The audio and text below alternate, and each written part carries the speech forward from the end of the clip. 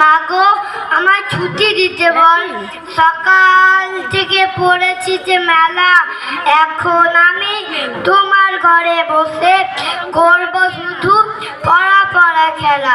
তুমি বলছো দুপুর এখন সবে, না হয় যেন সত্যি হলো তাই। একদিনও কি দুপুর বেলা হলে বিকেল হলো মনে করতে নাই? আমি তো বেশ ভাবতে পারি মনে।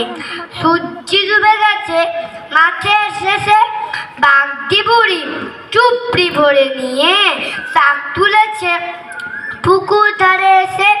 আধার হলো মাদার গাছের তলা, কালি হয়ে এলো দিঘি জল। হাতের থেকে সবাই এলো ফিরে, মাঠের থেকে এলো চাষির দল। মনে কর না উঠল সাজের তারা, মনে কর না সন্ধে হলো যেন।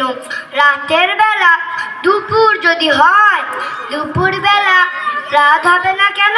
নমস্কার।